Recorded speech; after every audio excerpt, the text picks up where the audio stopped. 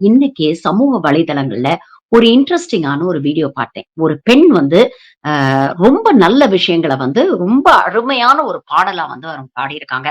நம்ம எல்லாருக்குமே ரொம்ப தெரிஞ்ச பாடல், ரொம்ப பிரபலமான ஒரு பாடல்.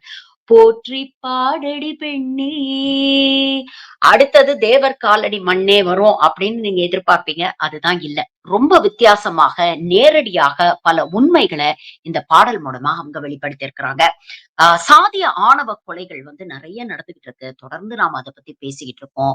எப்படி புரட்சியாளர் அம்பேத்கர் சொன்ன மாதிரி, மக்களை ஒரு படிநிலைப்படுத்தப்பட்ட ஒரு சாதிய கட்டமைப்புல இன்னமும் இந்த சனாதன சக்திகள் நம்மள கட்டி வச்சிருக்கு.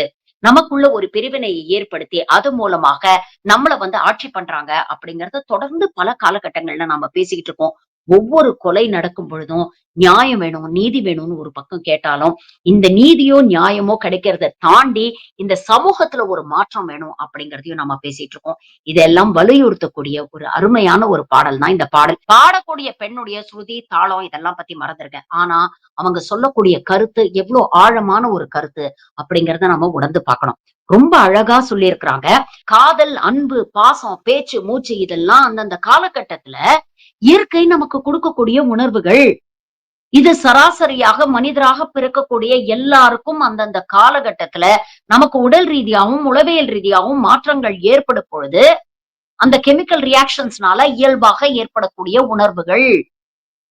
அந்த உணர்வுகள ஜாதி அப்படிங்கிற விலங்க வச்சு ஏன் கட்டி போடுறீங்க? இதனால நீங்க என்ன சாதிக்க போறீங்க? வாழ வேண்டிய வயசுல எத்தன கனவுகள சுமந்துகிட்டு வாழ்க்கையை எதிர்நோக்கி இருந்த எத்தனை இளம் உயிர்கள இந்த சாதி வெறியினால நம்ம இழந்திருக்கோம். இன்ஃபாக்ட் தமிழர்களுடைய பாரம்பரியம் நீங்க எடுத்துக்கிட்டீங்கன்னா, சங்க இலக்கியத்துல ஆரம்பிச்சு இன்னைக்கு இருக்கக்கூடிய நாட்டுப்புற பாடல்கள் வரை ஒவ்வொரு காலகட்டத்திலயும் காதல் அப்படிங்கிற உணர்வ கொண்டாடிய ஒரு சமூகமா தான் இந்த தமிழ் சமூகம் இருந்திருக்கு.